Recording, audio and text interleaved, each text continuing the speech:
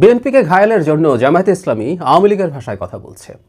আওয়ামী লীগ যা যা বলতো ঠিক একই ধরনের বক্তব্য এখন জামায়াতের মুখে দেখা যাচ্ছে।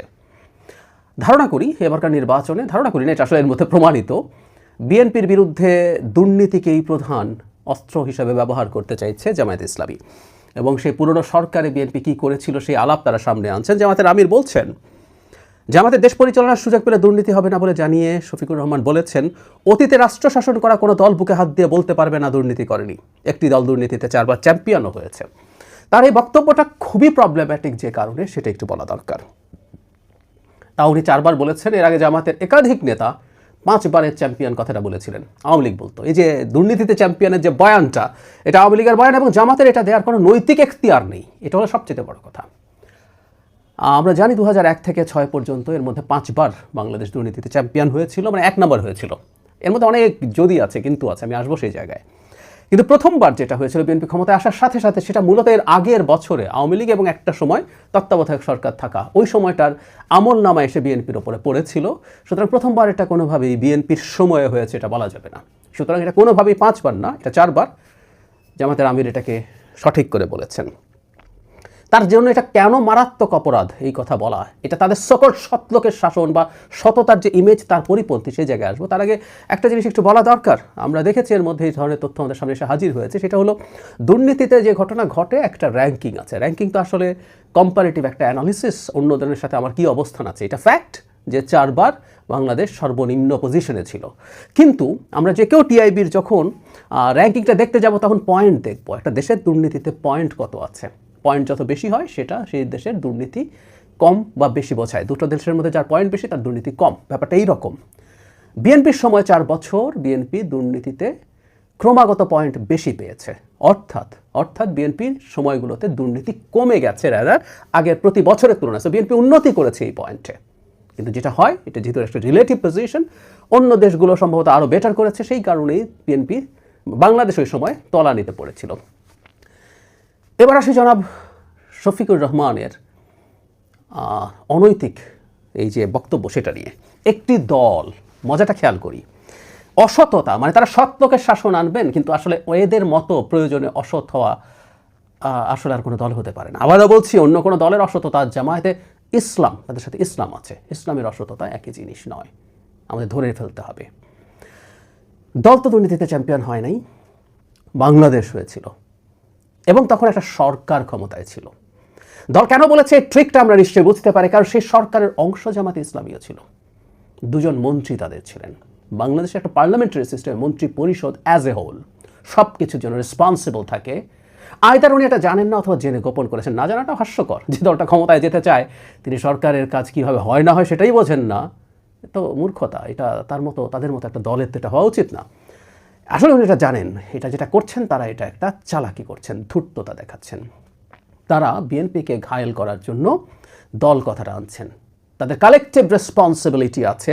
যদি, আবারও বলছে, সময় কিন্তু দুর্নীতি ধাপে ধাপে কমেছে, কিন্তু যদি এই চ্যাম্পিয়ন হয়ে থাকে তার মধ্যে কালেকটিভ রেসপন্সিবিলিটি আছে জামায়াতের লোকজনেরও। এত খারাপ একটা সরকার, এত চ্যাম্পিয়ন হচ্ছে দুর্নীতিতে, তাদের তো পদত্যাগ করে ফেলা উচিত ছিল, কারণ তাদের সৎলোকের শাসনের যে ব্র্যান্ডিং সেটা তো হ্যাম্পার্ড হয়েছে। আমি তো, যদি হয়ে থাকে, আমি তাদের ভাষ্য মতে যদি সঠিকও ধরে থাকি, তার জন্য সমান বা অনেক বড় দায়, একটা বড় অংশের দায় তাদেরও আছে। তারা সেই দুর্নীতিবাজ মন্ত্রিসভায় কেন থাকতে গেছেন? আবার খুব মজা আছে এই জায়গায়, তারা আবার বেগম খালেদা জিয়াকে এখন খুব বড় করে দেখেন। এই যে অভিযোগটা করছে, সে সময় প্রধানমন্ত্রী কে ছিল?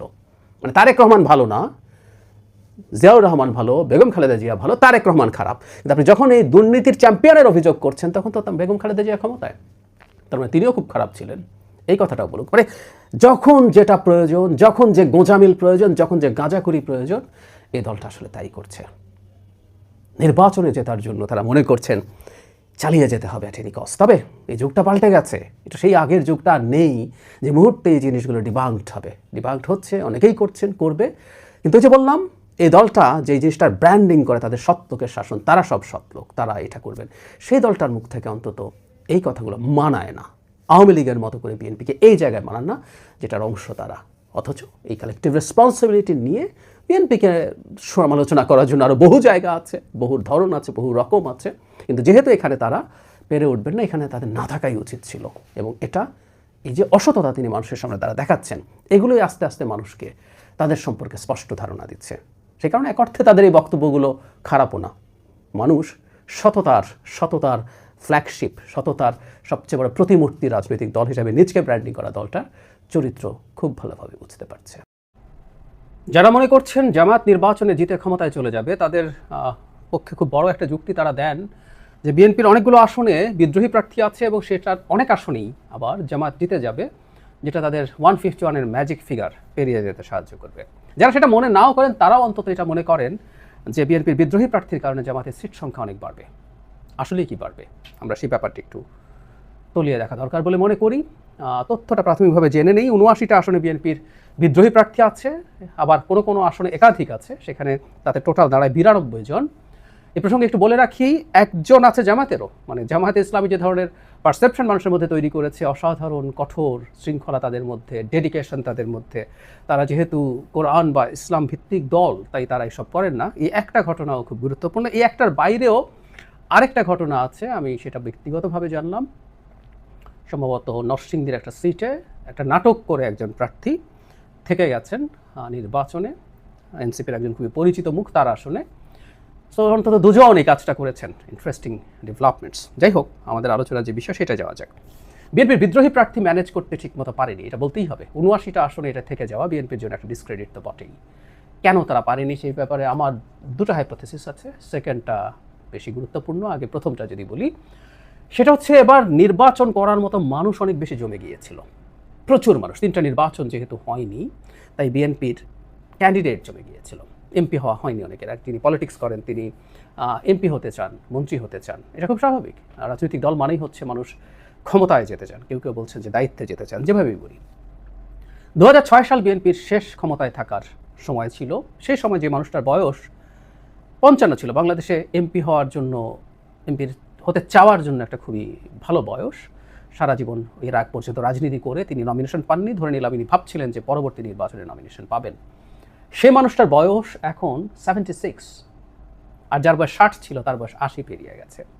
ফলে কিছু কিছু মানুষ আছেন যারা অন্তত শেষবারের মতো নির্বাচন করতে চেয়েছিলেন, কিন্তু দলে তো নানান হিসেব নিকেশ থাকে, জনমত থাকে, এর বাইরেও বড় দলগুলোর নানান হিসেব নিকেশ থাকে, অনেকভাবেই সিদ্ধান্ত নিতে হয়। তিনি যখন নমিনেশন পেলেন না, তিনি দাঁড়িয়ে যেতে থাকলেন।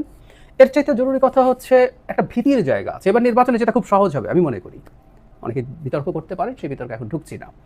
ফলে কেউ একজন যদি এবার জিতে যায়, পরবর্তী নির্বাচনে আসলে তিনি নমিনেশন পাবেন, কারণ এটাই প্রবণতা। যেতে যাওয়া ক্যান্ডিডেট খুব বিভৎস খারাপ কিছু যদি না করে, আমাদের দেশের বড় রাজনৈতিক দলগুলো তার নমিনেশন বহাল রাখে।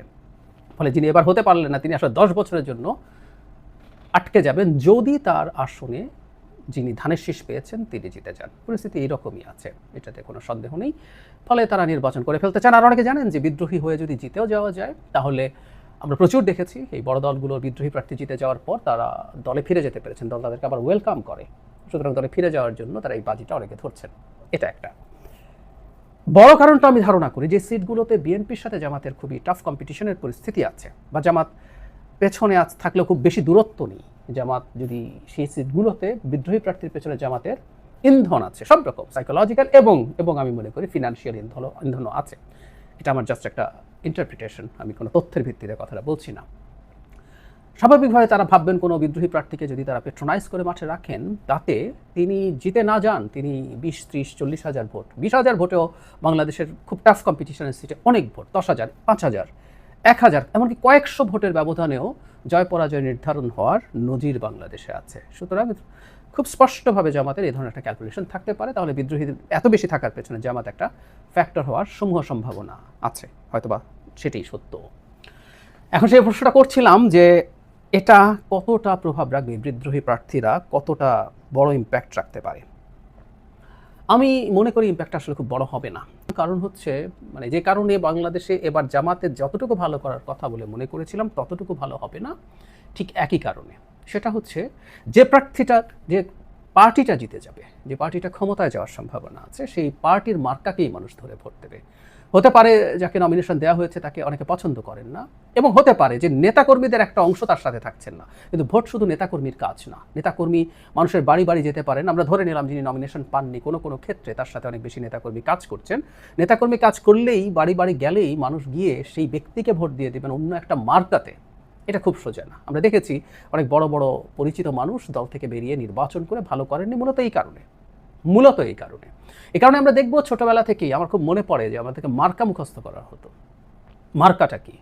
সাথে ধানের শীষ বা নৌকা, এই স্লোগানগুলো ছিল। কোথায় সিল মারতে হবে? নৌকা মার্কায়, ধানের শীষে সিল মারো, এই ধরনের কথা বলতে বলতে আমাদের প্রোগ্রামিং করা হয়েছে। ফলে ব্যতিক্রম হবে না তা বলছি না, মানুষজন আসলে ধানের শীষে ভোট দেবে। তবে বিএনপির সাথে যারা জোটে গিয়ে বা সমঝোতায় গিয়ে নির্বাচন করছেন, সেই সিটগুলোতে আসলে সম্ভাবনা আছে বিদ্রোহীরা জিতে যাবেন। কারণ যারা ওখানে আছেন তাদের তো ধানের শীষ থাকছে না, তারা তাদের দলীয় নিজস্ব মার্কা নিয়ে দাঁড়িয়েছেন। এরকম কিছু সিট আছে, 5-7টা সিট। এই 5-7টা সিটে স্বতন্ত্ররা জিতে যাওয়ার খুবই সম্ভাবনা আছে।